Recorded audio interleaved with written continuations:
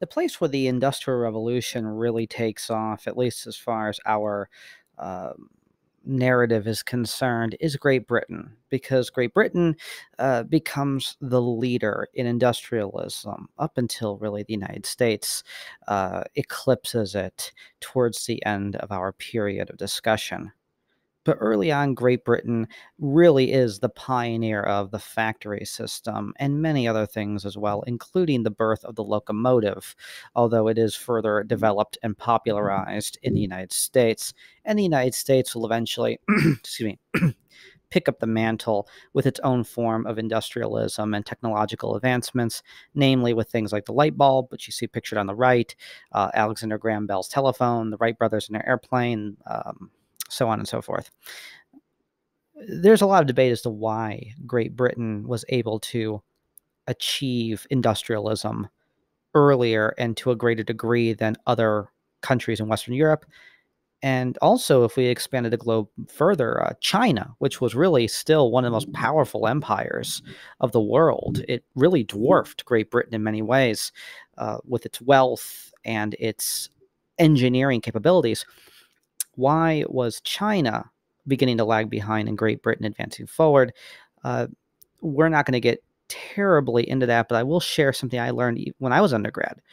And that's one of the things that made Great Britain very different from especially China, but also the other countries of Western Europe, was that it had easier access to one key raw material, and that was coal. Uh, Coal in China, as coal in the United States, is typically found in mountains like those in West Virginia, the western part of North Carolina, southeastern Ohio, and also in places like Colorado, Wyoming, so on and so forth. It has to be mined. It takes a lot of effort, a lot of technological advancement to do that. In Great Britain, they benefited early on from coal that was found typically in very, uh, how do I describe it? What they would call veins. They were shafts, but they were small shafts that were not terribly difficult to reach, relatively speaking. They required eventually the innovation of things like water pumps to pump the water out, because you imagine Britain is an island, it rains a lot, and there's a fairly limited water table there. It's not quite like being in Louisiana, but it's certainly not like being in the mountains. And so they had to figure out ways to pump out the water in order to get the coal.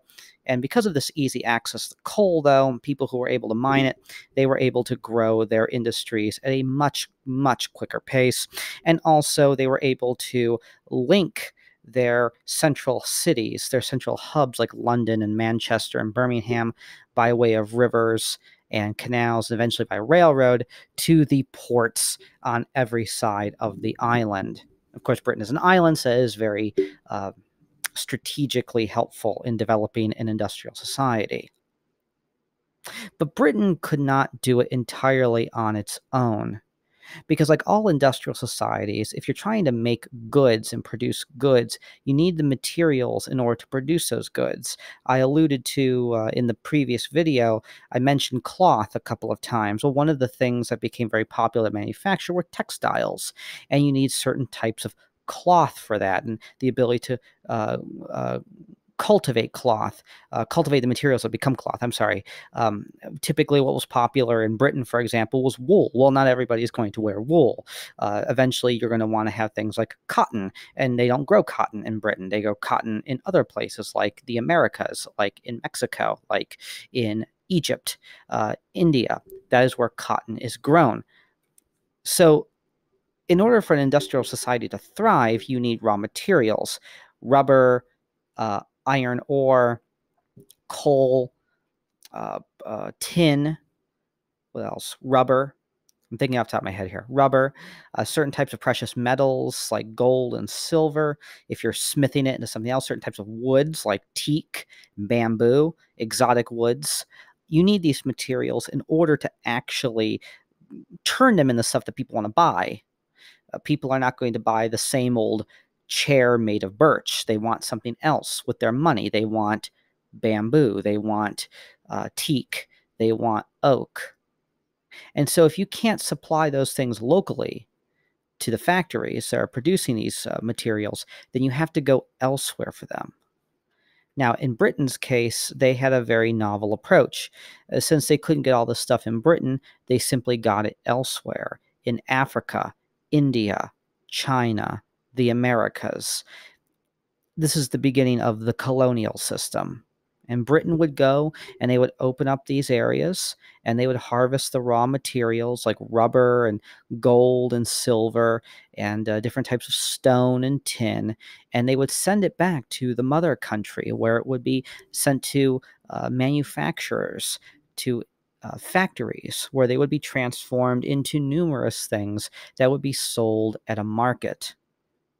Now, I should also add that industrialism, as you can already tell by now, is really the beginnings, at least in practice, of what we would call today modern capitalism. Now, while there are a number of differences, certainly, between capitalism then and capitalism today, and even today people can't quite agree on what exactly capitalism is. Is it laissez-faireism? Is it Keynesian? Is there such a thing as social capitalism as they have in Europe? But capitalism, as in the most simplistic sense, really comes into being here in this time period in a recognizable form that we would certainly recognize today. Now, what do I mean by capitalism, and why is capitalism coming about at this time?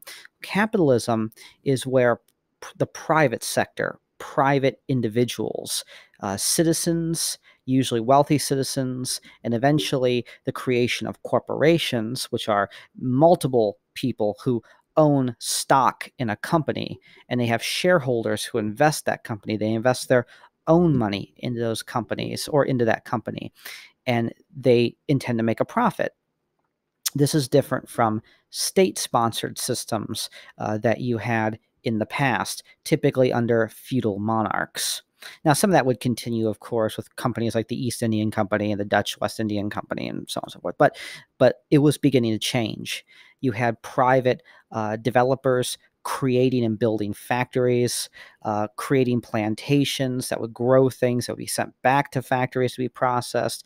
And you also had the creation of a market-driven system. And what do I mean by that? Because in all of these places, whether it was in Britain itself, the Americas, Europe, or in these places that would eventually become colonies like parts of Africa, China, India, so on and so forth, you would have people who would be buying these things, and that's a market.